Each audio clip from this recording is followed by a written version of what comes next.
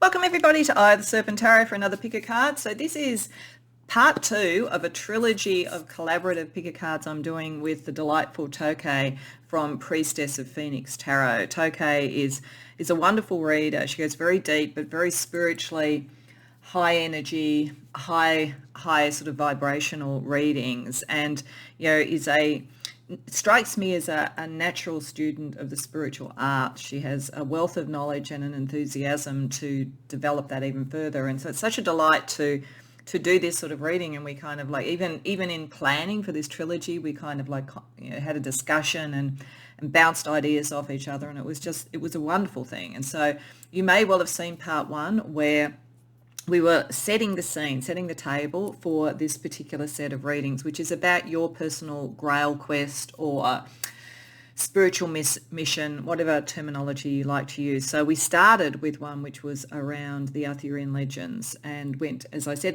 in my introduction to the first of this trilogy, we went to the source material. So I brought you messages from the Fisher King and she brought you messages from the Grail Knight. So if you haven't already seen that one, you may want to go and watch it, but equally you don't have to. These can each operate standalone or be part of a broader picture about your quest, whatever works for you.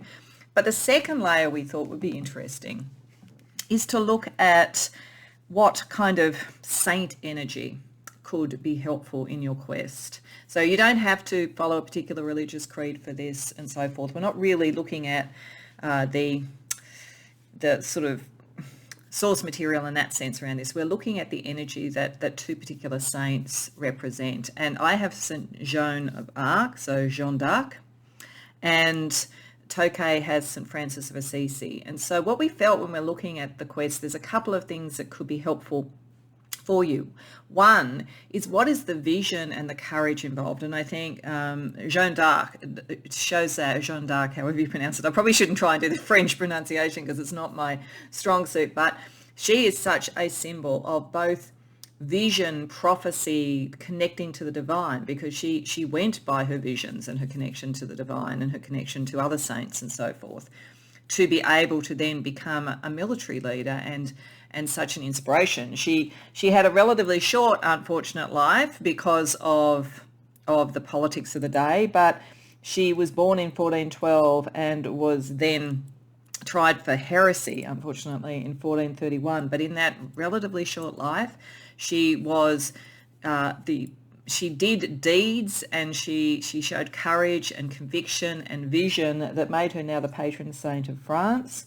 And she was particularly known for her work with the siege of Orleans and with being instrumental in the coronation of Charles VII during the 100 Years' War. So she's a very interesting figure of both spiritual prophecy and also of almost breaking gender roles and subverting the paradigm almost of that age to take her courage and her vision out into the world and to be there on the battlefield. And I guess, as sometimes happens with people who are way ahead of their time, she did fall afoul of that, but has been recognised as a saint. And so the story here and what we're looking at is not something that is going to take you there. That's not what we're looking at. We're not looking at something that's going to have you somehow seen as heretical. That's not the focus of this. What it's going to be looking at is the visionary side and the courage side, and how you can take your particular vision forward with those qualities. And then Toke is going to have a look at what Saint Francis of Assisi would bring to the table. And Saint Francis of Assisi, we sort of found it's a sort of a favourite saint of both of ours, because he is all about the support of those who are less fortunate. He renounced a life of privilege to help others, so to be in service to others. And he was also very connected to the animal world and to the support of animals and the natural world and the natural order. So what Toke will be looking at is messages from him around how your vision serves others and how it connects all the elements of the natural world and all the guidance of the natural world. So hopefully between the two, we're going right from the celestial realms and sort of then into the material world with vision, courage, conviction and service. So that's the idea. So what, as always, is, and you know, the link to Toke's reading will be down in the description box below. But for this reading, when we're looking at Joan of Arc, I'll just put down the numbers as I always do. What I've done here to set the reading up is I had 3 decks that have Joan of Arc in it, and I thought it's interesting because they're different sort of aspects of feminine power and or mystical power. So pile 1 here we have Saint Joan of Arc from the Saints and Mystics deck. Pile 2 has Jeanne d'Arc from the Sirens and Goddesses deck, and pile 3 has Saint Joan of Arc from the Goddesses Amongst Us deck. And I have actually, in each of these, used 1 card from the other decks as well, so that what we're going to start with is a kind of a triptych of energy with Joan there as the centerpiece, but other sort of mystics, saints, goddesses, all of that kind of energy to be almost like your spiritual team to sort of really move this forward. Then we'll explore it in more detail. So you have to choose Joan in one way or the other because she's the one who's talking to you, but if the image draws to you, go with that. If you always go with a particular number of pile, go with that. Otherwise, pause the video, tune in. You can go to more than one reading by all means. There could be much that Joan wants to say to you. But when you're ready, as always, I've got the timestamps in the description box below, and I'll see you in your reading. Welcome, pile 1, to your reading. So you've come to the reading with Joan from the Saints and Mystics deck. We've also got Morgan Le Fay from the Sirens and Goddesses, and the goddess Hel. So that's a kind of a light and dark, sort of the underworld sort of energy. There's a lot of magic in you guys. A lot of magic in you guys. The thing that interests me as well too is that I think that this is saying that Joan is coming to you both with a vision that can show both light and shadow, a vision that understands that and works in the realm and the courage and the vision around where duality needs to be looked at, where opposing sides need to be looked at, and where magic is necessary to bring something into being. But there's also a sense here of not so much the underdog, none of these characters are underdogs, but the one who is a little bit different. I think that Joan is talking to you about what your power is that is different, that is maybe you're more comfortable within the kind of realms of magic and, as I say, duality, light and shadow. And so there's a sense in you around your quest where there is something about duality, there is something about going into the depths and having the courage to do that, and also knowing the magic that you have. But a bit like Joan, who, as I say, had a unfortunately short-lived life because of the politics, both sort of religious and political in her time, Morgan Le Fay is a extremely strong character from the Arthurian legend. So it probably does very much so that this Arthurian quest is part of your kind of DNA. But she had to have an ambivalent sort of role within a complex power structure, and in many ways served through her difference and her preparedness, I guess, to look at the shadow. Almost the drumbeat under the Arthurian legend in and of itself. So very, very powerful figure. So I feel like this is saying you have energies that go right down to the sort of underworld sort of level, capacity to deal with light and shadow, magic that you bring to it.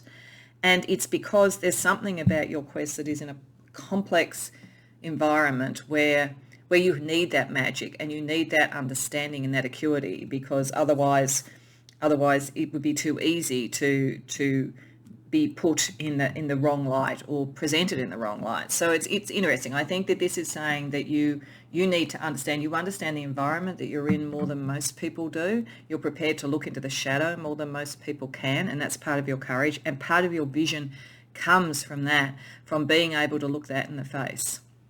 So Saint Joan of Arc, felt that her visions came from the celestial realms, and there's nothing to say that you don't have visions from there, but you are also traversing the sort of the depths as well. So there's something in that, and the courage of that, and understanding being a little bit of an outsider in whatever this is.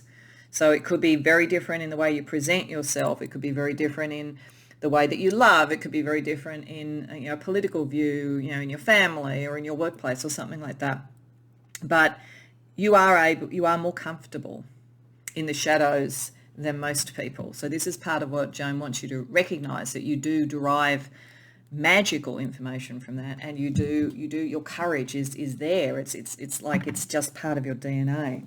So let's ask with tarot. Let's ask a little bit more about what your personal vision or prophecy would be. If you were like Joan of Arc in the sort of fields of France, and you were struck with a vision, what would be the nature of that for you at this point, to connect to your quest, your mission, your spiritual path?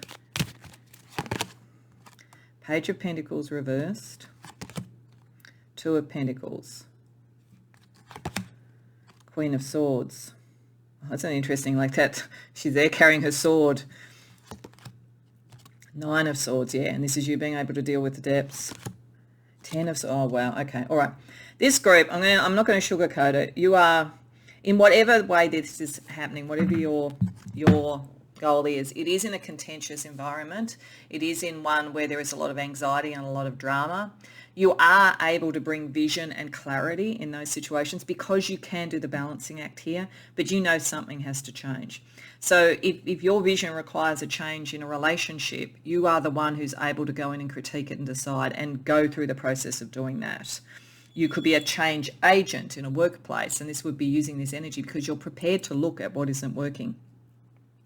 This is a very specific type of skill and courage. I saw it a lot in my workplaces about the people who could actually see that change was necessary and deal with it, and those that sort of stuck their head in the sand and suffered much more than they needed to in a change because they just refused to look at it. And I've seen a similar sort of thing around politics and so forth in our current world. We're not looking at some of the shadows that are going on and like really analysing those, is meaning that people are unprepared for the battle, for whatever's coming to them. You are not that sort of person. You're very much in your mind, very, very strong mind, very, very, very sharp, maybe a little bit intimidating to people, but then on the other hand, when there's a crisis, you're the person that people go to. And you have a very strong telepathic vision, very much like Joan of Arc, actually. One of the classic stories of her is one of the ways that she convinced the Dauphin when she went to court to say that she had a vision of his sort of like upcoming ascendancy, so to speak, was that they tried to trick her with someone else pretending to be the Dauphin, but she found the Dauphin. So there's, you cut through, you see the core of things. Your mind's very clear, you're very, very telepathic.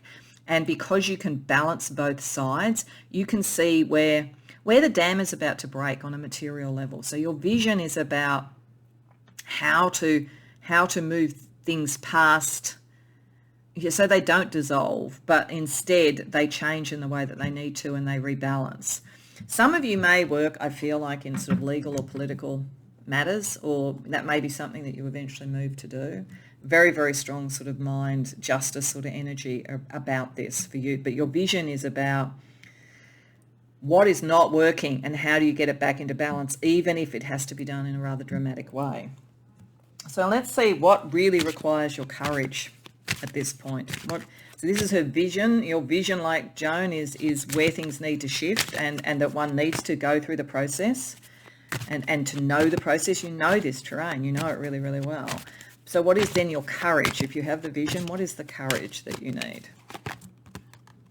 Seven of Cups reversed. Five of Wands. Six of Swords reversed. Page of Swords. Six of Wands. Okay, for a start, saying that you will have the courage and you are going to be victorious, which is nice. But what it's saying is that you can look at the truth and you need to be able to keep doing that. There was a side of you, just as there is a side with Joan of Arc about this sort of like the spiritual idealism, that you, like anyone else, would prefer to be able to just focus on that. And that's natural. Why would you not want to do that? But you need the courage to be realistic in times of debate and to be comfortable that you don't have to know what the ultimate destination is at the moment, just that there needs to be the debate to bring things back into balance. So there's a kind of a pragmatic, non-idealistic. You have to have the courage to say, this is a process that needs to go through. It's not something we can avoid. We have to go through the battles. They don't have to be big, but it's like I have to stay separate from an actual destination at the moment just to get this energy going, because things can't come into balance if you don't stir the pot, basically. You know, if you just leave it as it is, it'll bubble along and cook as it is, and it'll be whatever it's going to be. But if the recipe requires stirring, you need to do the stirring. And sometimes you don't know how long it's going to take or exactly, what the final product's going to be, particularly if you're trying to bring in something new, a new recipe, and you're testing it out, for instance, as an analogy. So you need the courage to do that, to almost not be the idealist, to be the pragmatist, and to just go through the process and to keep the lines of communication really, really open. You will be victorious. It's like you've got to communicate. In fact, what this is saying is that somehow you have to communicate a sureness that you don't even have. But what you know is that change is necessary. You know that things are not going to hold in the way that they are at the moment. You don't really know what the vision is, but you've got to somehow give the idea that you know what the vision is. So again, like Joan of Arc going in to talk to the Dauphin, and it was like, you're going to be king, but like she couldn't necessarily say how that was going to happen. She just had to inspire. So there's a necessity to inspire in people a sureness that maybe you don't fully have yourself, but remembering to back yourself on the fact that you do have the vision and you do have the mental clarity to do this. So it's kind of like you do a bit of propaganda for what you're going to do, because you know that when it gets to the point, you will be able to do it. And that it's just having the courage to back yourself. So I want 3 cards for what is going to support you from, say, Morgan and Joan and Hell here. What will support you on this quest? Because it's a tricky thing. It's a tricky balance, I think, that you have. You're in contested areas that most people would shy away from. So what is going to support you? The Hermit. Yeah, your spiritual connection. The Emperor reversed. You are a very different type of leader. And the Chariot reversed. All right, okay. What supports you, oddly enough, is that you are very spiritually connected, as she was, and you are able to look at power structures and shift them. And I think there's a very strong divine feminine energy. This is very much, it's not so much divine masculine, it's divine feminine. So you get a lot of support from the goddess type of energy here and so forth. But the thing that supports you is that you are about the outcome, what your vision is showing you, the outcome, but it's almost detached from you. I know that might sound like a weird thing to say, but with the Chariot reverse, it's kind of like you are doing this for a bigger purpose than just for you. It's not just your destiny. This is, and what's supporting you is that the time of change is coming. Things are unstable. The time of shift is there, but it's for something bigger than you. I think it'll be very, very interesting for you to see what Saint Francis of Assisi is saying around this, because that is a saint that was all about service to others. I think there's something there. And I decided not to have him talk in this. I felt like I just want to hear from Joan and those that support her. But I think this is a little bit of a hint of the viewpoint there, that the real thing that's going to support you beyond the fact that you bring a different form of leadership in and it's spiritual is that it's not selfish. You serve your destiny in a way by it not being needing to be your destiny. This is also how you can stay in a position of not knowing what the ultimate outcome is, just being the steward of the process to get it there.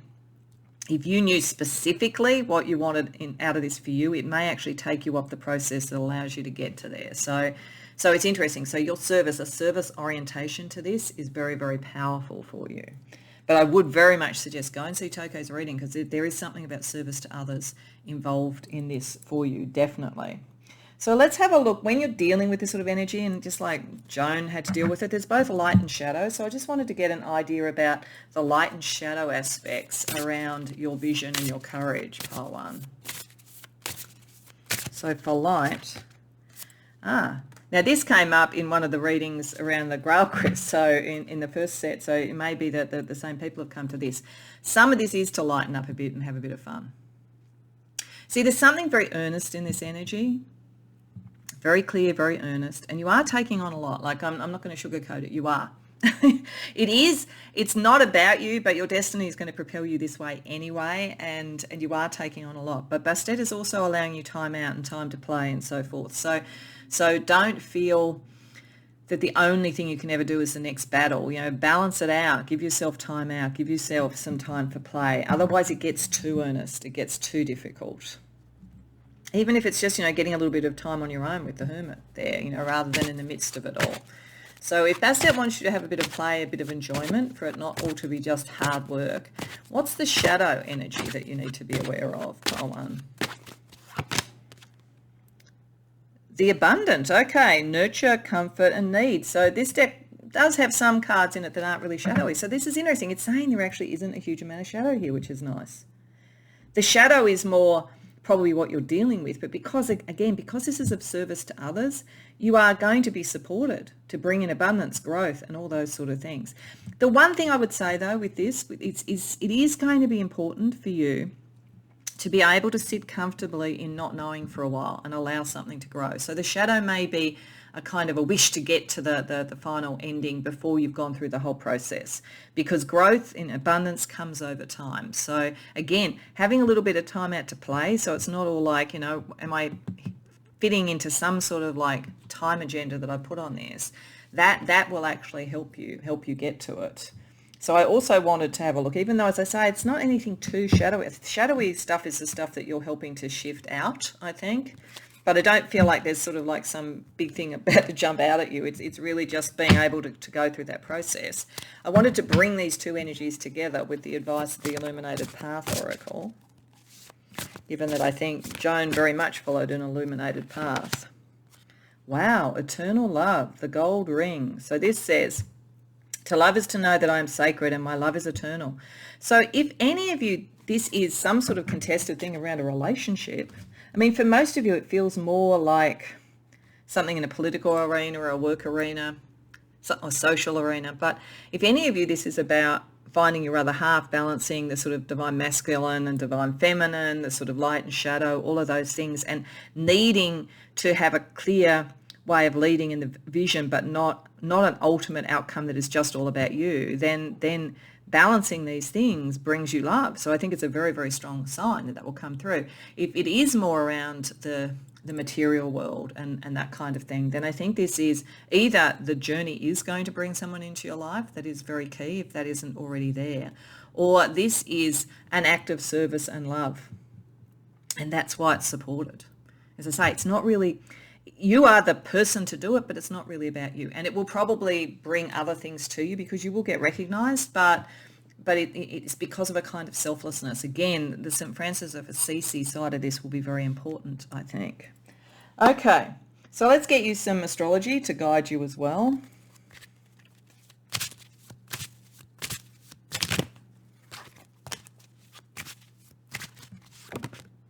Square, okay. There's something to balance. There's action required. We'll have a look at the planets.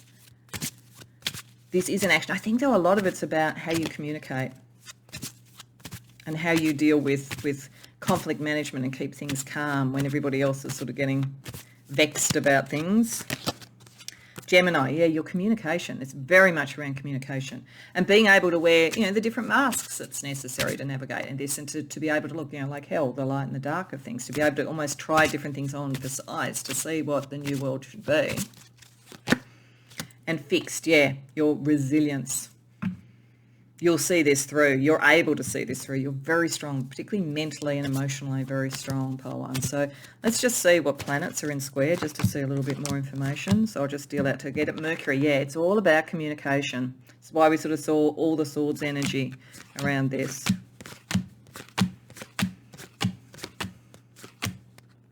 Mercury and Saturn, yeah. Shifting the old into the new.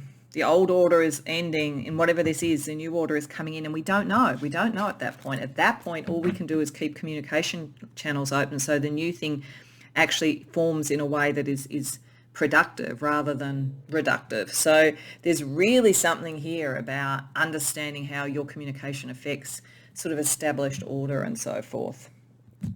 Okay, so I also wanted to get you a couple of pieces of advice from the Seeker Oracle, because this is a form of seeking, like if you are following your vision and you are doing it with courage, you are seeking something. So let's see what other information Joan wants to sort of relay to you about this.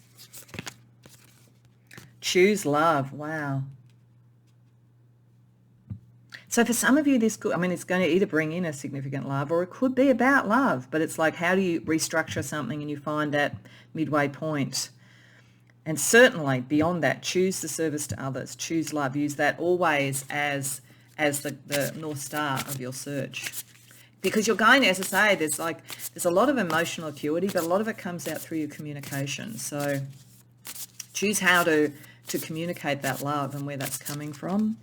And Raise them up. Yeah. You're meant to raise other people up. It is in service to others. It's one of those things, though, that when you do serve others, you do ultimately serve yourself, because that whole act of doing that sort of lifts you up. I used to see this in workplaces, like the managers that really raised up and elevated and gave credit to their staff would always, by doing that, also be seen as a good manager. It's really interesting. I thought that the managers who felt like they had to kind of like take the credit for everything, they never did that well out of that. So you get that, you know that the service side of this is really key to the success side for you. So to finish off, I just want to get you a couple of cards from the Crystal Chakra deck. So looking at what chakra energy and affirmations will help you. So a final piece of advice from Joan of Arc for you on what I think is a significant vision that is going to really help other people. And as a result of it, will elevate you. You are going to be recognized, but you're coming from a place of love and selflessness. So the cards here, throat chakra. Oh yeah, communication. Surprise, surprise. So we have Angelite in the throat chakra and throat chakra. Okay, all right. Joan's been pretty insistent here. Your communication is your skill. And some of that comes from that capacity to look at the light and shadow and be in that kind of a realm, because it gives you that clarity, that Queen of Swords. You may well have Gemini strongly, actually. Queen of Swords is Gemini, you have Gemini there, but you don't have to, but it's a very strong sort of energy. So two things around your communication that she wants to sort of leave you with. Angelite is about acceptance and wholeness. The affirmations are, I acknowledge the wholeness of my being and I accept what I cannot change. So there will be probably times in this where some of the old does still stick to things. And this is maybe partly this Mercury and Saturn. There may be times where whatever is old kind of is so baked in that it needs to stay. It's like, then what do you change with the other stuff so that you get the whole is actually more than what the former whole was, if that makes sense. And then with Aquamarine, also around your communication, with sensitivity and closure, I create my own closure. Yes, because that's what you're probably going to have to do, actually, Pole 1. This is what I'm saying. This is something that will serve others. You will get recognised for it, but I think that for you, you need to know that the pleasure in this is the job well done. And I honour my sensitivity. So yeah, don't ever doubt the sort of like the messages that you're getting, all of those sorts of things. Just because you're strong, and you're really strong. Just because you're strong doesn't mean you're sensitive. In actual fact, you're strong enough to be sensitive. That's why you could see the duality. That's why you can do this. So don't ever see that as a weakness. Remember, it's part of what gives you the empathy and the communication that allows you to do this. So Pole 1, I think you've got some big things to do with all of this, and Joan is bringing you a great deal of vision and courage around what you particularly bring to the table. But as I say, do go and see Toke's reading, because I do feel for you there's something very key about service to others in this. I hope you enjoyed the reading. If so, please like the video and subscribe. If you care to share in the comments, as always, I'd love to hear. Otherwise, I hope to see you in future readings. Welcome, Pile 2, to your reading. So you came to the version of Joan of Arc that looks like she's right in the middle of battle. And so I had to almost chuckle when I turned over this card and saw Kali. And then I saw St. Anthony. So St. Anthony is one of the saints that was connected with Saint Francis of Assisi. So a very, very strong indication right off the bat that there's a very strong connection between this reading and the reading that Toke is doing with messages from Francis of Assisi. But you're a ferocious character, and in a good way, in a really good way. But boy, I would not want to get on your bad side.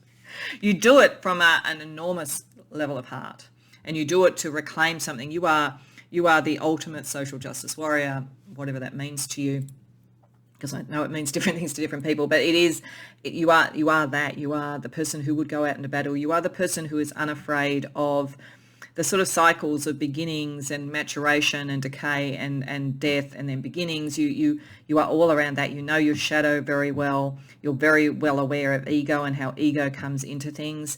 And so, in fact, I think for most of you in your life, that is something that you have really worked through. Whether it, if it's in your family, whether it's in schooling, whether it's in early days in work or whatever, I think you've actually faced that in yourself. You've seen where your own ego and your own strength, because you are strong and people are a little bit intimidated by you, You've seen where that works, but you've also seen where it kind of took you away from your sense of your spiritual core and so forth, and you've kind of dedicated yourself. Like, you are highly protective, and you will take no prisoners in helping others reclaim what was taken away from them. Like, it could well be that it's played out that you've decided, to be a lawyer or a social activist or something like that. But it doesn't have to be that. But there is something in you which is, when you see a wrong, you will go straight to fix it up. And that's where it comes from. This does not get triggered unless there is somebody or something you're trying to protect, reclaim, rebalance. So Joan comes to you when you have a sense that the ferocity needs to come out. Now, this doesn't necessarily mean that, you have to be kind of all guns blazing or anything like that. It's more that you are triggered by the protection of others and the reclamation of the care of others. Whereas most of the rest of the time, in fact, you may come across as a bit of a paradox, because most of the rest of the time you're probably quite relaxed and like, easygoing. But if somebody triggers that, it's like, whoa, watch out.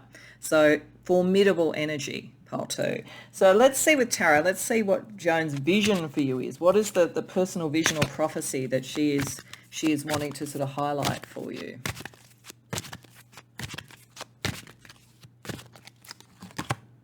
Six of Cups reversed. 10 of Pentacles reversed. Yeah, most of you learnt this right back when you were in childhood. 9 of Cups. Ace of Swords. 10 of Wands. Yeah, okay, all right. You learnt this when you were young. Many of you will have come from families where something was imbalanced or wrong, or where there was financial difficulties. You could have come from a background without privilege, and so you've already experienced what that's like, but now you're in a position where you can make kind of dreams come true for yourself and for others. There's something like that. So, it could be any number of things, but it's happened right back at the beginning, and that is not a world that you will tolerate.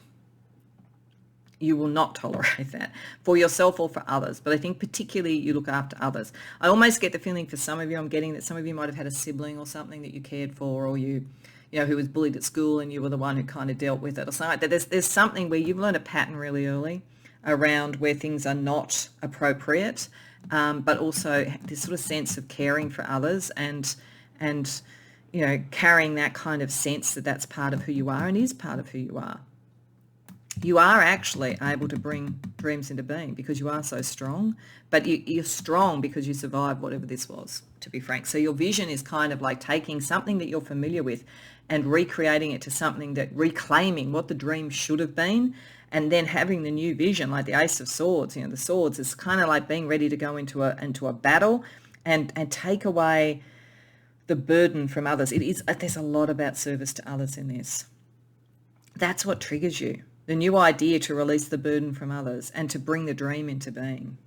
So this vision is about the rejection of what was not right from the past, the reclamation of the dream, and then how to bring forward the new ways and new ideas and new energy in such a way that the burdens of the past can be lifted. So that could play out in anything: family relationships, work relationships, even love relationships. You may have seen bad examples and may have gone through bad examples of relationships that did not fit what you needed and were not able to last, but you still have the dream and you can bring that in by relieving the burden. But it's like it's somehow in fighting for others that this comes to you.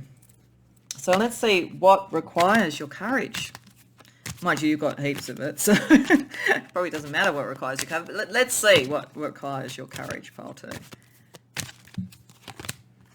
7 of Pentacles, King of Swords,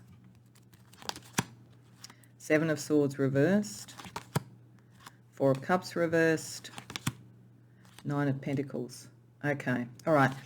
I think one of the things that requires your courage is a kind of a patience, to be honest.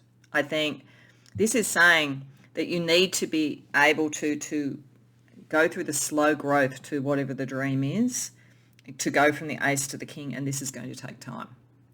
This is like a battle. In the heat of the battle, when you're going in and supporting people or whatever, that's one thing, and that sort of opens the door to something being reclaimed. But then it's going to take time for that to come into being. One of the things it makes me think of is that, they say those sort of things in terms of politics and social revolutions. When a revolution occurs, there's almost a pattern. There's all the kind of the drama and the battle, and then there's sort of like a period of time where something forms again, and hopefully more in the image of those who won the battle, but it forms again out of it. Something grows out of the battle. So there's something here, and being realistic about that the dream is attainable, but it takes time to get there, and you do need to have people on your side, people who understand where you're coming from, how you communicate. It's very, very important. That will frustrate you because you are a warrior. So it's being able to kind of realise that emotional block. There's also a sense here where you need courage to sort of stand on your own 2 feet. It's not that you don't have it. It's like I don't think in the material world, while you go through this, there will be a lot of people who are, fighting at your side. This is something that you lead out and do yourself. So you need the courage to know that you can do that. And I think you know that you can do that. But that is going to be necessary. So let's get you some support from the group here. So from Carly, from Joan, and also from St. Anthony. What kind of supports you to go through this? If you won't necessarily have allies in the material world, it's more the spiritual world, how can they support you, Pile 2? King of Wands. Queen of Swords reversed. Knight of Swords reversed. Okay, all right. So this is, you will have an energy, they're saying, where you kind of turn your same sort of critical, revolutionary eye on yourself as you do on everybody else. So what I think particularly St. Francis is bringing here is, because Carly kind of would sort of let you go through that process until you refined it and saw it for yourself.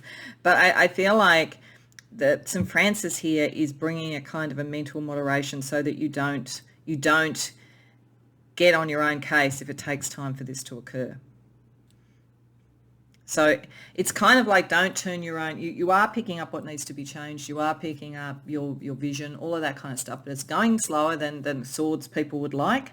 So I think St. Francis here is to help you feel balanced with that and to not critique yourself. So you are the leader here in something, Pile 2, to shift something that was wrong, to bring in something that is better in some way. And as I say, this could be sort of on the world stage, it could be in a workplace, it could be in relationships, it could be in friendships, it could be in a family situation, whatever it is. That is something you're doing, and you're doing it because you are protecting and reclaiming something for someone else. And I think what this is saying is that if you were just doing it for yourself, you'd be fine. Like, you maybe give yourself a hard time, but it's sort of like, that's fine. But it really triggers you when you're doing it for someone else, and you are doing it. It's actually what would make you do this. And as a result of that, if you don't feel like it's happening quickly enough, you could be on, what have you done wrong? Like, you kind of almost always look at the process you followed to see what was wrong with it, as opposed to sort of going, okay, now where are we at? What do we do next? So it's understanding a kind of shadow energy here, because you are doing it so much for other people that you almost put yourself through too much to do it.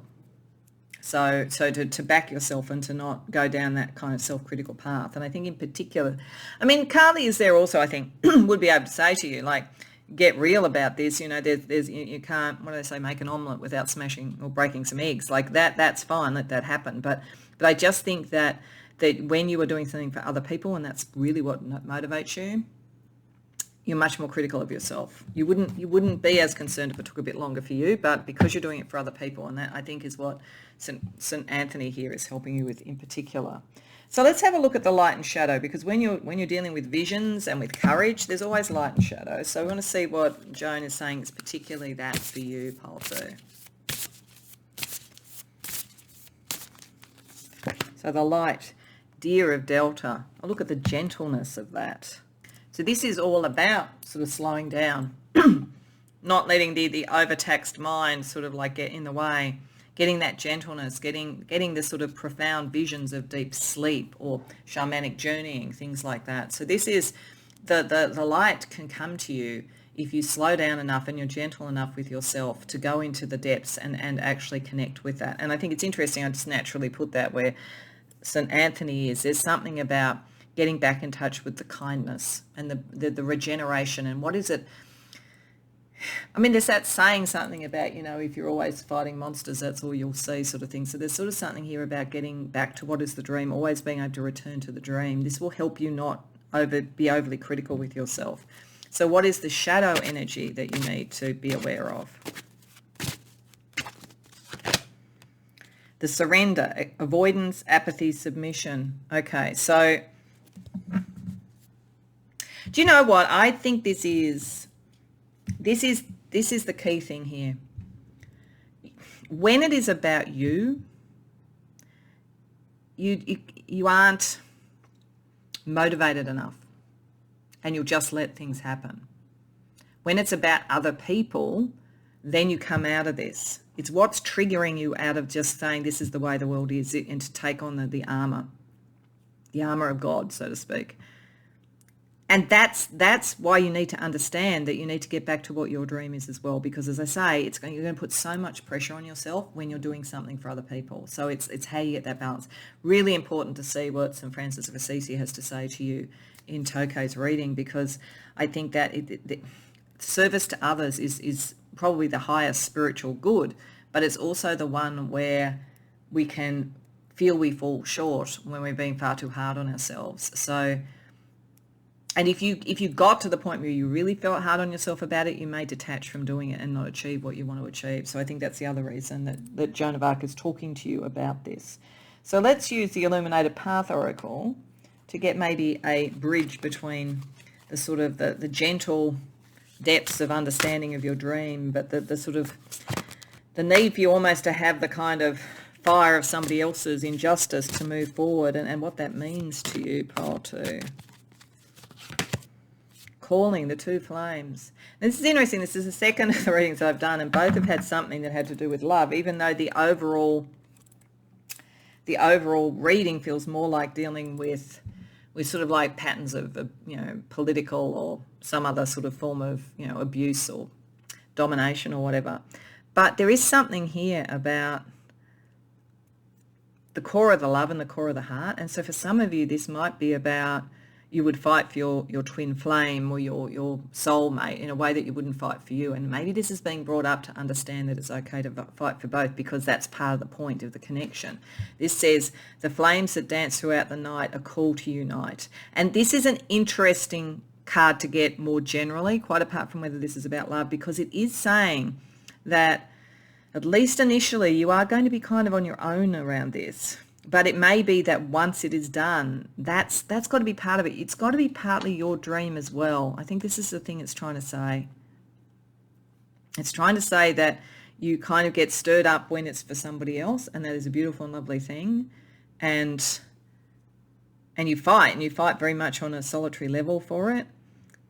But you're meant to get your dream as well. So I think Joan wants you to get your dream as well, to not just think that's not worthy of it. Your dream, getting to your dream state is important, just as important as what you will do for others. So, but you've kind of been hardwired. I mean, you may well have been sort of brought up with that sort of 6 of Cups reversed and 10 of Cups reversed to always put other people first all the time in your family or something. It might be really hardwired in you, and Joan is just wanting you to understand. It does give you a lot of strength, but it's also your Achilles heel, so understanding that balance. So let's get you some astrology to help, Pile 2.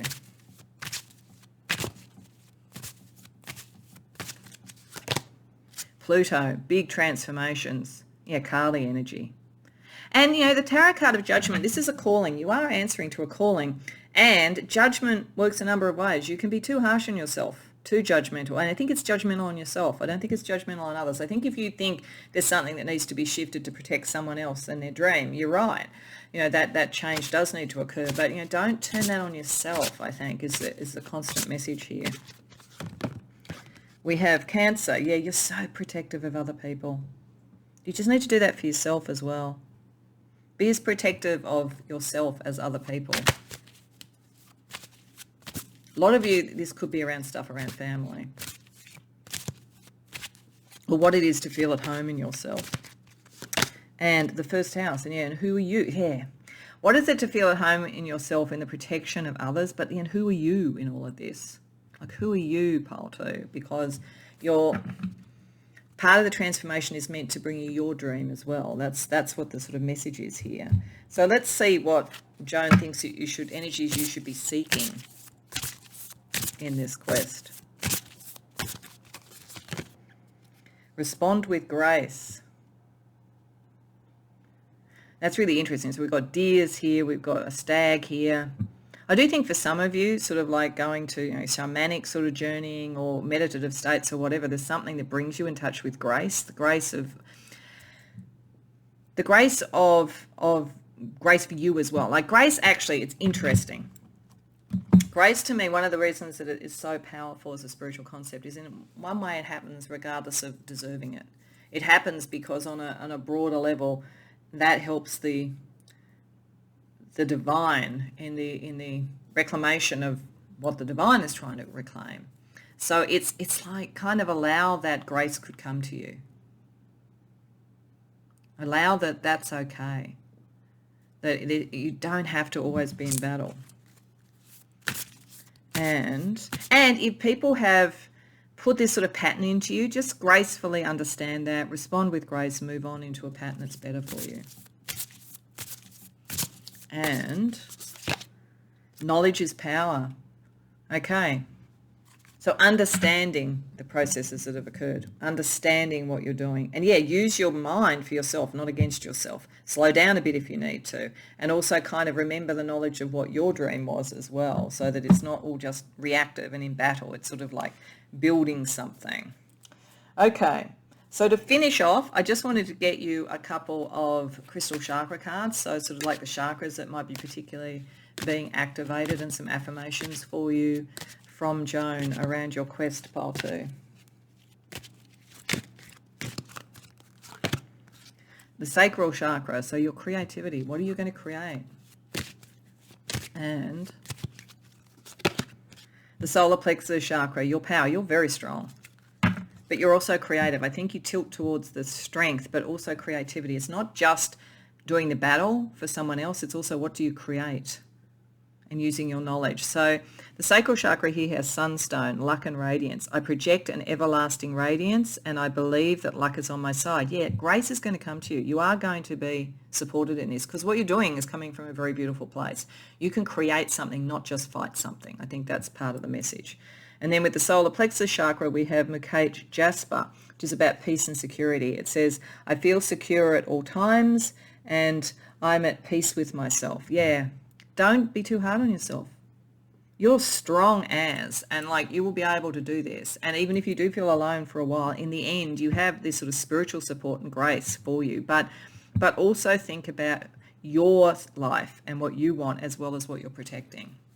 So I hope that resonates for you, pile 2. I definitely think Toke's reading what Saint Francis of Assisi has to say would be very important here, because you very much tilt towards Saint Francis of Assisi, actually, and I think that's why his collaborator, Saint Anthony, came out here. But it's also a gentler energy, potentially, and I think those two things together will get the balance right for you. So please do go and see Toke's reading as well. If you enjoyed this reading, please like and subscribe. If you care to share in the comments, I'd love to hear. Otherwise, I hope to see you in future readings.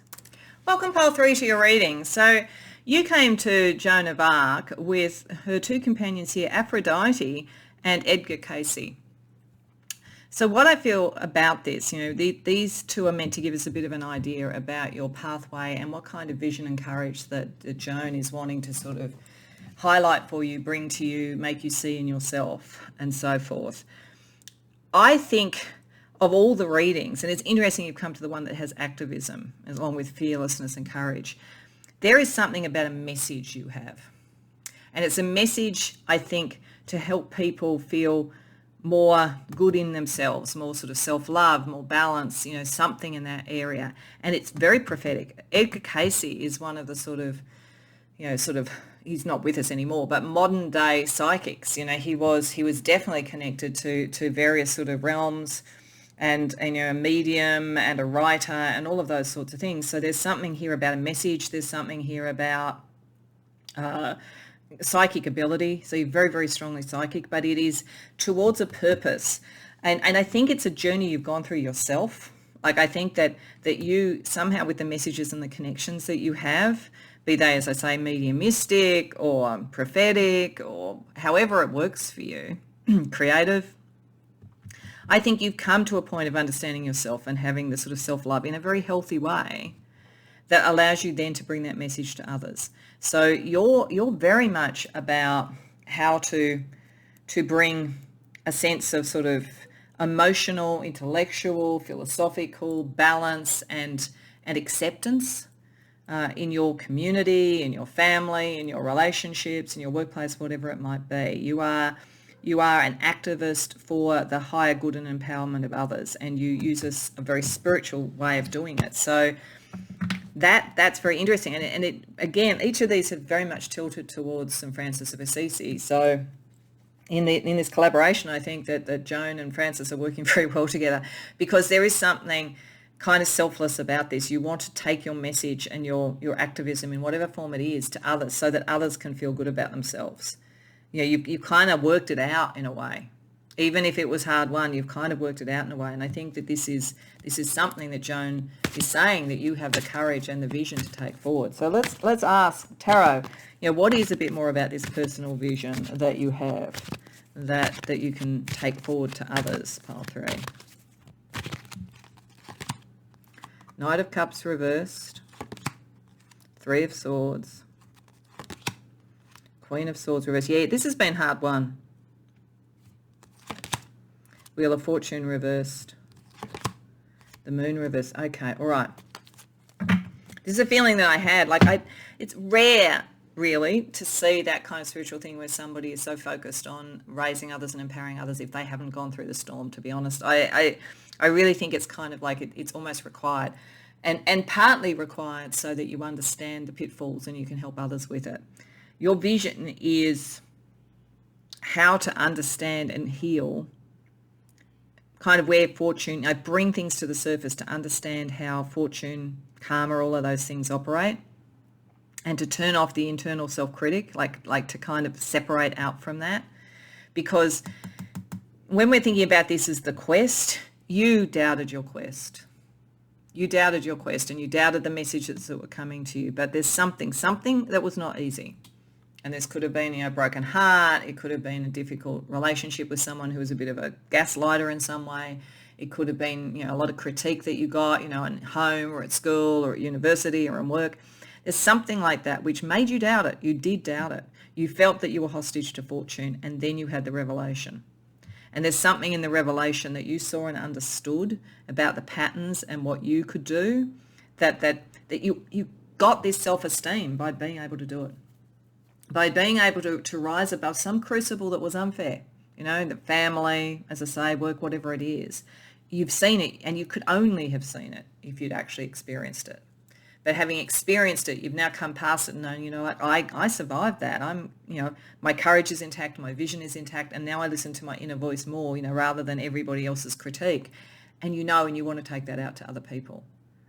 You want to reveal it. This is a revelation of all of the readings. You're the one who's going to reveal something to other people, I think. This is part of what you're here for. So given that you've already been through a hell of a lot, I think, to get to this, what requires your courage now?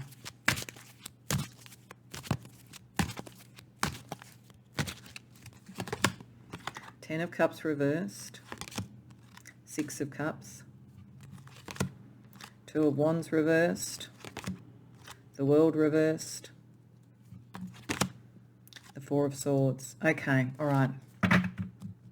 One of the things that Joan is saying here, and it's not a criticism, so don't take it as a criticism, is that you have done a hell of a lot and you've come through a lot and you have worked it out. You have.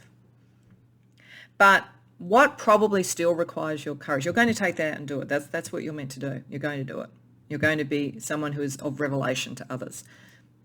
But what might require your courage is almost revisiting revisiting the past. So for instance, if this was, you went through a really difficult relationship, or you went through a very difficult childhood, let's say that with the 10 of Cups reversed and the 6 of Cups, there was the ideal of childhood and then there was what you actually went through, for instance.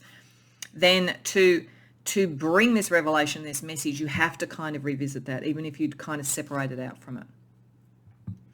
And you have to kind of almost own the choices that you made when you were in its thrall and when you escaped from it. And what may be still unfinished. There's still some healing to do. That's what Joan is saying. She's saying that you are of revelation, you are of helping other people to do it. But the thing that takes your courage is to realize what else you need to do for yourself. Like, yes, you do get it. You do understand it. It's like it's intellectually you get it, but you also have to kind of experience it in such a way that when you reveal it to others, it is more healed within yourself as well too. So there's some sort of emotional journey yet to go through, but you are strong enough, you are ready enough to do it. You do have the courage. So it's kind of like, if you took on this sort of revelation and then you just focused only outwards on everyone else, it's like you leave something unhealed in yourself. So it's not complete for you. So I think that's the thing. You need to also support yourself. So let's see what support you can get from Joan, from Aphrodite, from Edgar Cayce.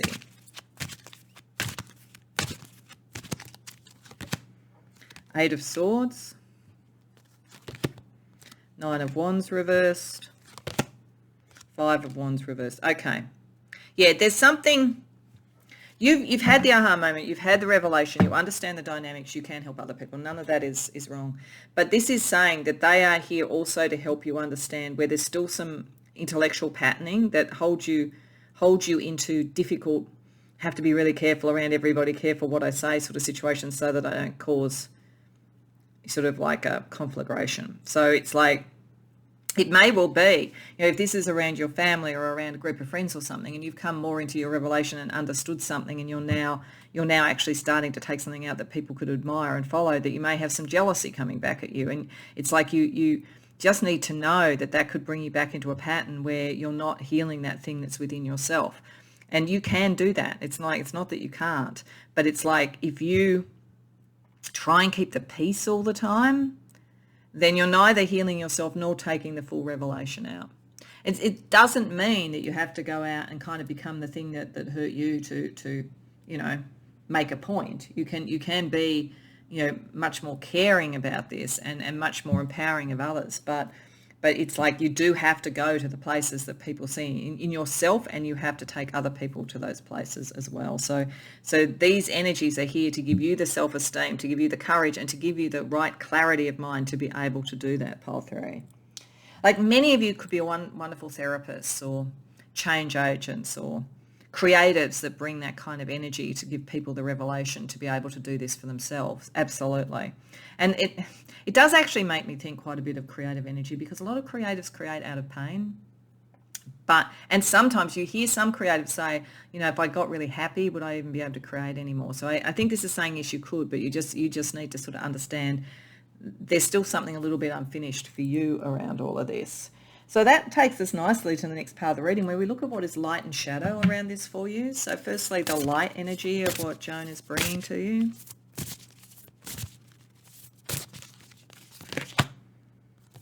Cupido dissolvi. So this is about dissolving the sort of heart, dissolving love, dissolving all of those things, anything that didn't work, and allowing that process to fully happen so that you can then let something new come in. So yeah, the light is here to help you do that, to help you do that last bit about whatever this is that triggered you to know there was a message you had around empowerment and self-love for others. It's to let that energy happen for you. And then the shadow energy you may need to be aware of. The web, destiny, connections, habits. All right. So you are destined to do this. All of this happened for you to be able to do this, actually. That's that whole thing of, something happened for you rather than to you, but it certainly felt like it was happening to you. So don't give yourself a hard time. But I think the shadow here This is the light is to help you dissolve the last of what that is. If you are feeling a call of destiny into this, you may neglect yourself. In fact, I've been getting this energy across all of these. I think some of the courage that Joan is trying to bring to you is the courage to also look after yourself. And it's an important message, because going to Toke's reading around Saint Francis, he was all about service to others. It's about getting it in balance. You can't ultimately serve others if you don't also serve yourself. So I think this is sort of something about understanding your destiny and allowing it the time for you to heal so that you can fully fulfill it, rather than feeling that you're drawn in that direction before you're really ready. So let's get a card from the Illuminated Path to see the way to bridge those two.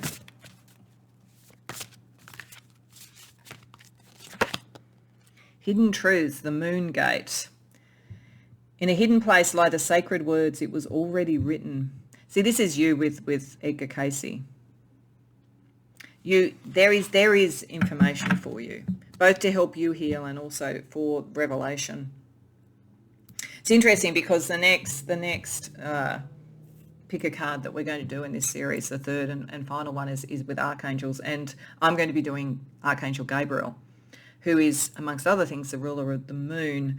And we have the moon reversed here, and then we have the moon gate. I think that there's a really strong connection to the Archangel Gabriel with you. And I think that you're going to find the answers that you need. But you have to just have the courage to close out whatever the energy was for you, to let that dissolve so that you do find your destiny, pile 3.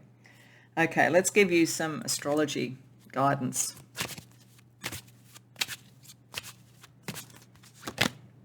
Aquarius. Yeah, you got to be a little bit detached, I think. Like, you need to do the stuff within, but what you're going to do is almost transpersonal. It's bigger than one person. That's why you kind of need to be fully healed within yourself to do it, I think, because otherwise the two things could mix a bit. Then we have Capricorn, and you're going to do it somewhere in the sort of material powers of the world in one form or another. I think you're also about liberating others, because the tarot card for Capricorn is the devil, liberating others from patterns that didn't work. This is part of the revelation. And Scorpio, yeah, and you go deep. Deeply emotional, deeply intense, really understand. This is the therapeutic side of it. This is the understanding of the kind of personality and psychological profiles and all that kind of thing. Plus, Scorpio is the house of the medium. I think many of you may have mediumistic abilities. Let's see what Joan is suggesting in terms of energies that you seek. Oh, undeserving villains. I think that's got a double message. I think the first message is that you need to understand where things were wrong in your own life, you know, that you liberated yourself from, and then how that operates on a more macro scale, and whatever it is that you're revealing to others, like to kind of show what is unjust. But I think it's also a bit of a reminder that some of the people that you know, you may be almost trying to liberate from something, yeah, whatever you're trying to liberate them from, it might not necessarily be that the people meant harm. It just might be that they were unaware of what they were doing, or they were insecure. So it's like how you get that balance. And again, if you're still processing something that happened to you, it's a little bit harder to get that detachment with Aquarius that's necessary. And time to rise. Yeah. You are ready to do this. You are ready to do it. It's just so that you don't feel like you've got unfinished business, or so that you don't kind of confuse sometimes your own story with the other story. So it's very clear, the channel is very clear. That's why it's important to sort of like have the courage to really, really heal anything else within you. But you know that this is the phoenix, so you're going to arise from it. You're meant to arise triumphant. So to finish off, I just want to get you a couple of crystal chakra cards. So what chakras are being particularly activated with this message from Joan to you today, pile 3. So sacral chakra, so your creative energy, at rising, creative energy, what's your message? And the heart chakra, yeah, and the healed heart. It's very important. You're going to help other people with this, create their healed heart, create their self-love. You do have a mission. You're going to do it, and you're the person to do it, but it's just don't neglect yourself in the meantime. So with the sacral chakra with carnelian, we talk about success and self-confidence. I am confident in the decisions I make and I attract success into my life. And you will. You've kind of worked it out. That's what I said right at the beginning. You've worked it out. You really have. Then with the heart chakra, we have jade, purity and serenity. I experience serenity when I learn to accept and I deserve pure and infinite love. Yeah, so yeah, you're meant to sort of bring in love. You're meant to kind of dissolve that which didn't work. You accept that. You know, you understand you don't villainize people that don't need to be villainized, but you also do the revelation where things do need to come to the surface. Very, very psychic, very, very mediumistic. Pay attention to that. But the key thing is also heal your own heart. So very important to go and see Toke's reading as well to see what Saint Francis has to say in your service to others. And he has a very gentle energy, Saint Francis. So I think that's important for you because I think it's what you're bringing to other people, but you may not always bring it to yourself. So I hope that resonates for you. I hope you enjoyed the reading. If so, please like and subscribe. If you care to share in the comments, I'd love to hear. Otherwise, I hope to see you in future readings.